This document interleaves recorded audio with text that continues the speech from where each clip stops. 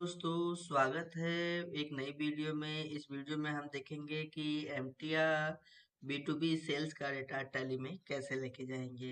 Last video में हमने देखा था कि अमेजन एमटीआर बी2सी का रिटर्न किस तरह से इंपोर्ट करते हैं टैली के अंदर।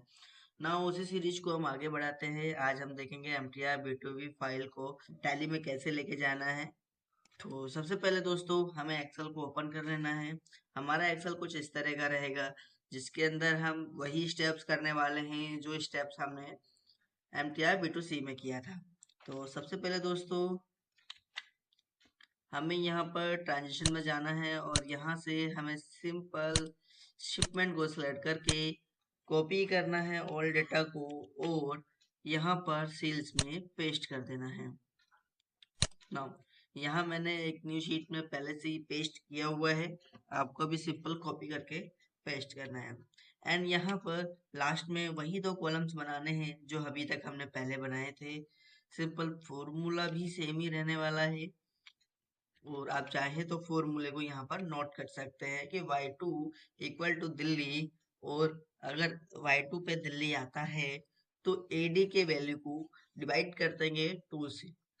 ना मैं अभी दिखा देता हूँ आपको कि y2 पर क्या है और AD पर क्या है। AD पे आप देख पा रहे होंगे कि टोटल टैक्स अमाउंट आपको यहाँ पर शो हो रहा है और Y पर क्या है, मैं Y पे दिखा देता हूँ कि Y पर है शिफ्ट टू स्टेट का कॉलम। ओके, यानी कि अगर आपका शिफ्ट टू स्टेट में अगर दिल्ली आता है तो जो टोटल टैक्स है उसको 2 से डिवाइड कर देंगे, यानी कि लोकल टैक्स निकल आएगा। और अगर दिल्ली नहीं है तो वो ब्लैंक हो जाएगा। इसी तरह से हमने आईजीएसटी में भी किया है। आईजीएसटी का जो फॉर्मूला है उसका मीन्स ये है कि अगर बाई टू पे दिल्ली है तो 0 आ जाएगा और दिल्ली नहीं है तो एडी वाला जो वैल्यू है वो ऑटोमेटिकली पिक हो जाएगा।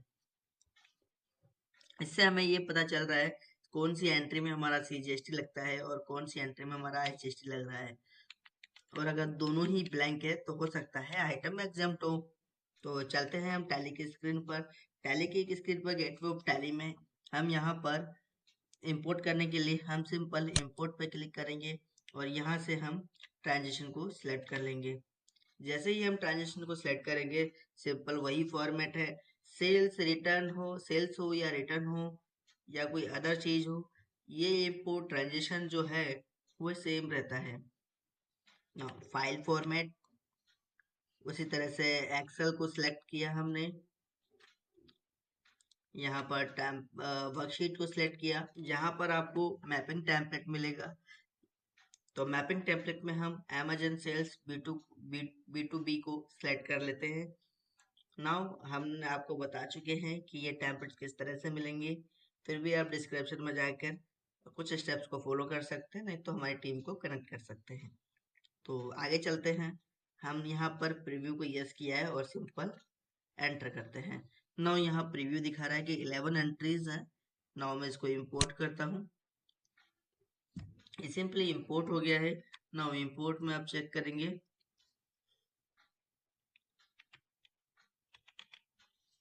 नाउ यहाँ पर अमेजन सेल्स बी2बी की 11 एंट्रीज आपको शो हो गई हैं।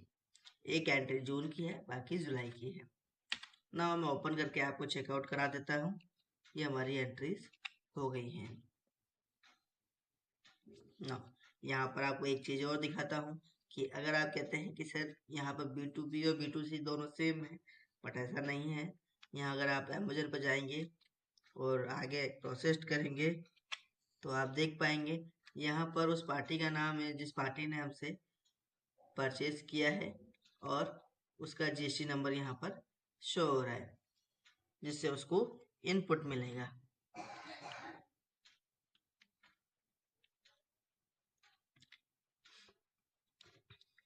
ना मैं आपको इसको जीएसटीआर में भी शो करा देता हूँ कि जीएसटीआर में किस तरह से शो हो रहा है। तो जीएसटीआर 1 में बी2बी का डेटा आपको यहाँ पर दिखने वाला है।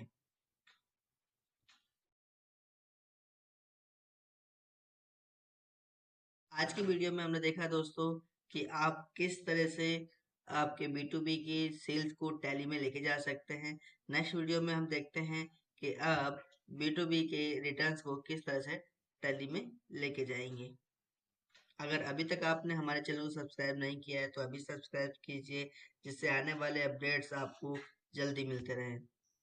वीडियो देखने के लिए धन्यवाद दोस्तों।